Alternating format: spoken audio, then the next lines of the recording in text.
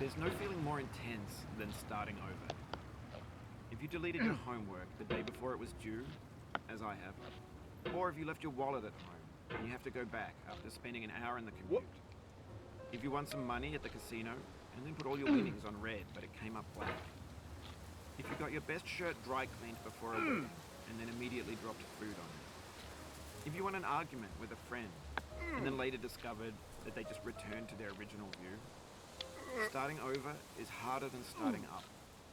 If you're not ready for that, like if you've already had a bad day, then what you're about to go through might be too much. Feel free to go away and come back. I'll be here. Alright, thanks for coming with me on this trip. I'll understand if you have to take a break at any point. Just find a safe place to stop and quit the game. Don't worry, I'll save your progress, always. Even your mistakes. This game is a homage to a free game that came out in 2002, titled Sexy Hiking. The author of that game was Jazuo, a mysterious Czech designer who was known at the time as the father of B games. And B games are rough assemblages of found objects. Designers slap them together very quickly and freely, and they're often too rough and unfriendly to gain much of a following. They're built more for the joy of building them than as polished products.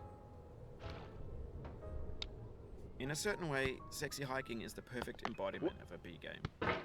It's built almost entirely out of found and recycled parts, and it's one of the most unusual and unfriendly games of its time. In it, your task is simply to drag yourself up a mountain with a hammer. And that act of climbing, in the digital world or in real life, has certain essential properties that give the game its flavor. No amount of forward progress is guaranteed. Some cliffs are too sheer or too slippery. And the player is constantly, unremittingly in danger of falling and losing everything. Anyway, when you start Sexy Hiking, you're standing next to this dead tree that blocks the way to the entire rest of the game. It might take you an hour to get over that tree, and a lot of people never got past it. You prod and you poke at it, exploring the limits of your reach and your strength, trying to find a way up and over. And there's a sense of truth in that lack of compromise. Most obstacles in video game worlds are fake.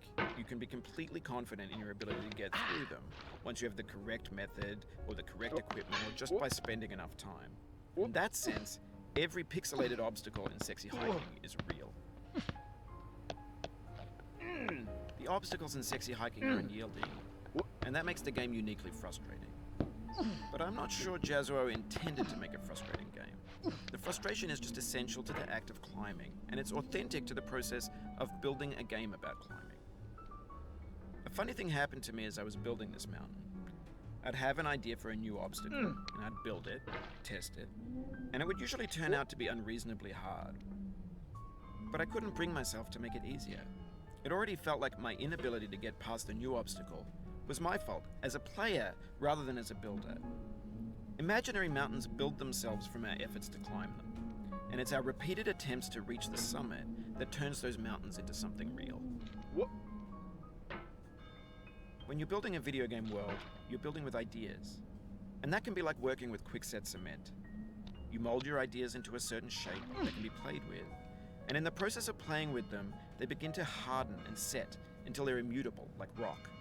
And at that point, you can't change the world, not without breaking it into pieces and starting fresh with new ideas. For years now, people have been predicting that games would soon be made out of prefabricated objects, bought in a store and assembled into a world. And for the most part, that hasn't happened, because the objects in the stores are trash. I don't mean they look bad or that they're badly made, although a lot of them are. I mean they're trash in the way that food becomes trash as soon as you put it in the sink.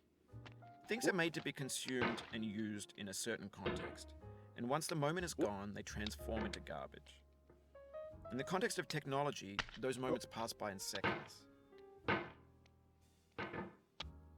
Over time, we've poured more and more refuse into this vast digital landfill that we call the internet. It now vastly outnumbers and outweighs the things that are fresh and untainted and unused. When everything around us is cultural trash, trash becomes the new medium, the lingua franca of the digital age. And you can build culture out of trash, but only trash culture. B games, B movies, B music, B philosophy. Maybe this is what digital culture is. A monstrous mountain of trash, the ash heap of creativity's fountain. A landfill with everything we ever thought of in it. Grand, infinite, and unsorted.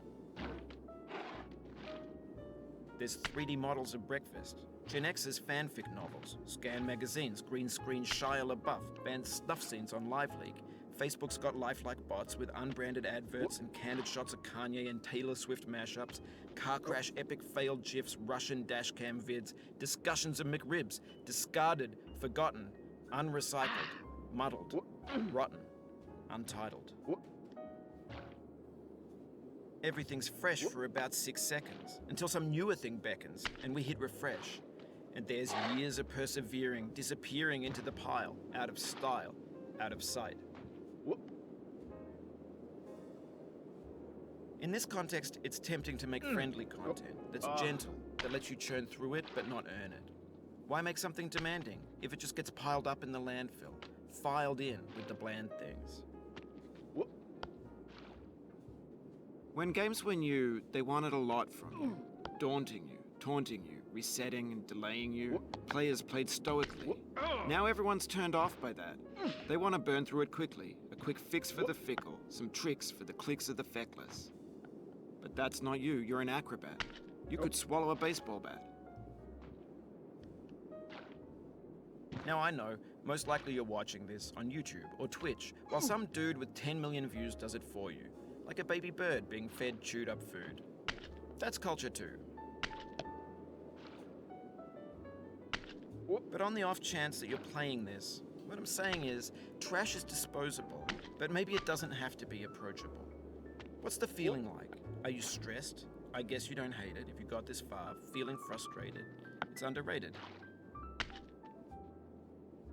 An orange is sweet, juicy fruit locked inside a bitter peel. That's not how I feel about a challenge. I only want the bitterness. It's coffee. It's grapefruit. It's licorice. It feels like we're closer now. Composer and climber, designer and user. You could have refused, but you didn't. There was something in you that was hidden, that chose to continue. It means a lot to me that you've come this far, endured this much. Every wisecrack, every insensitivity, every setback you've forgiven me is a kingly gift that you've given me. We have the same taste, you and I. It's not ambition, it's ambition's opposite. An obdurate mission to taste defeat.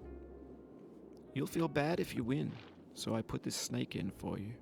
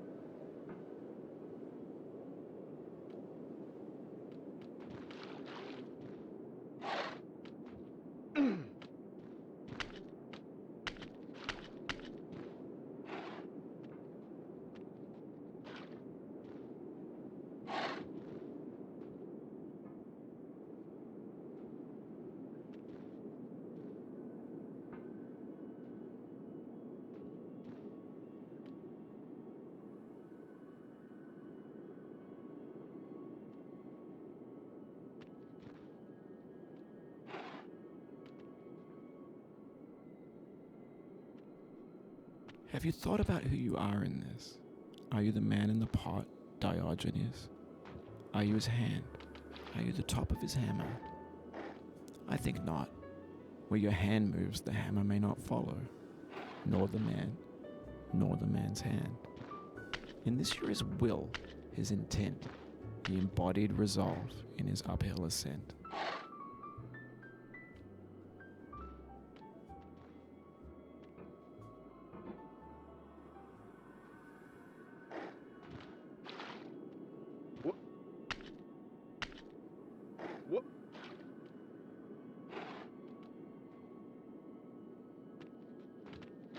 The first time you got here, you thought you were safe.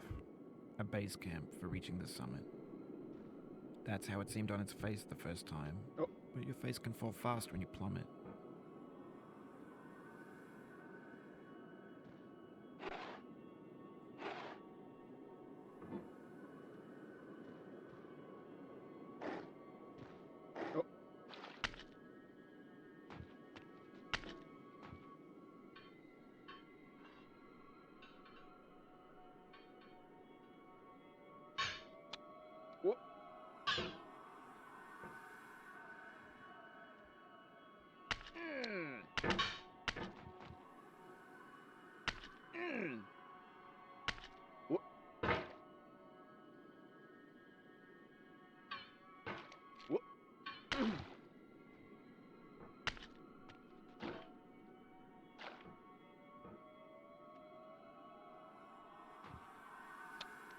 Now, you've conquered the ice cliff, the platforms, the church, and the rectory, the living room and the factory, the playground, the construction site, the granite rocks, and the lakeside. You've learned to hike. There's no way left to go but up. In a moment, I'll shut up. But let me say, I'm glad you came.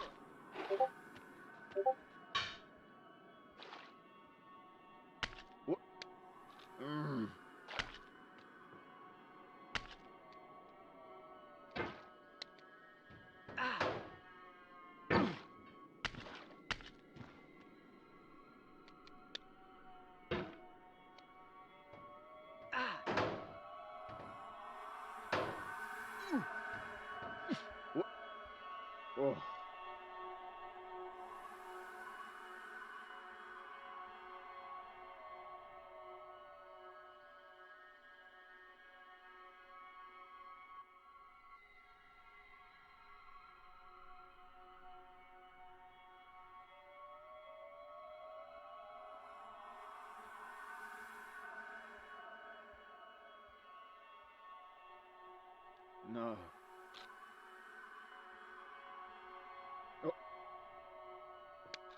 Oh. I dedicate this game to you, the one who came this far. I give it to you with all my love.